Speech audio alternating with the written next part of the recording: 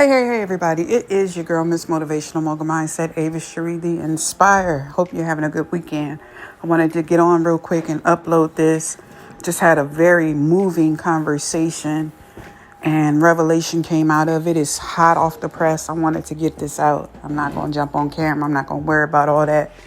So I was talking to my brother and we were talking about dark principalities and families turning them on one another. And we were also talking about how therapy is good for everybody. And if you go in being truthful about it, the person that's not truthful will look at you and think that the therapist is going to look at you like being the problem. However, when you seeking help, it's obvious who is not willing to be honest and didn't come there to be honest and want to hide behind a facade. And it's also obvious who's willing to tell their ugly truths to get help. I used to talk about how I responded to someone and how I reacted. And my brother said that's two different meanings. Explain to me what your version is of reacting and responding. And I said, I'm very aware. Response is emotional intelligence. It takes thought. React is an action. And I said, I wish I had not had to react in a way like I was talking to somebody on the street that did not know me, because I allowed this principality to dwell in my sacred space. So I was reacting out of shock, out of fear of the unknown, of what I didn't know. And then on top of that, I told my brother, I said, see, when you react, it's like being in combat, because they've watched like a spy and they've targeted these things because they watch your movement and what irritates you and what brings out a way in you, because they really know who they are. And they know eventually they're going to bring these things out because they need it to tell their side of the story about how they were done wrong. And so what happened in my reaction to this man and setting up a snare for me, I reacted in combat. I said, there's a part of our brain that has a reservoir that we shouldn't have to tap into when we're in a sound, healthy, non-toxic relationship.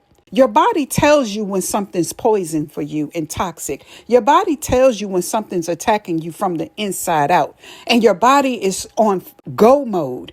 As progressively things got disrespectful in my face, your body's responding and is tapping into that reservoir of combat.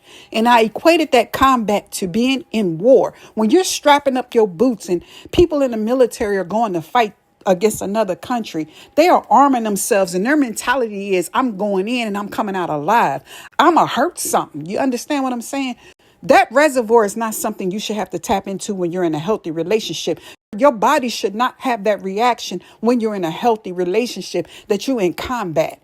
I said that mental anguish that a narcissist or somebody abusive will take you through, it's like being a scarecrow set up in the middle of a battlefield. You don't know when you're going to get hit, but you know you're going to get hit. And they're walking around figuring out, I'm going to hit you right there. I'm going to hit you right there. But one day my intention is to take you all the way out. That is what happens when you're emotionally, mentally, spiritually, physically abused. You're tapping into a reservoir that should never run on E unless you absolutely have to, because you in enemy territory, period. So I was full aware knowing that I was reactive. However, I was honest enough with myself to know that what I allowed in my space, I had to learn how to respond with emotional intelligence, because this thing was not natural. It was all the way spiritual. So we just had this conversation and it just sparked so many things. The Holy Spirit let me see so many things. And every time I talk to my real biological brother, it is like that. And it is like that because we need that, because of the assignments that we have on our life. Man, listen, when you got to tap into a place and it brings out so much darkness and you forget that you're supposed to be in bed, in love, loving on your husband or wife, in a good, healthy, emotional relationship that has ups and downs, but it never pushes you to live in a dark space with it. When you start to feel anything opposite of that, you need to get out. Because that thing is operating in a dark entity. I don't care how it's dressed up. I don't care who it serves. The masters in church it served. If it makes you dark, keeps you dark, and does dark things for a reaction of combat for you to drain your reservoir so you can die in it, it's a dud and a dud for me. God's love and God's healing to you all.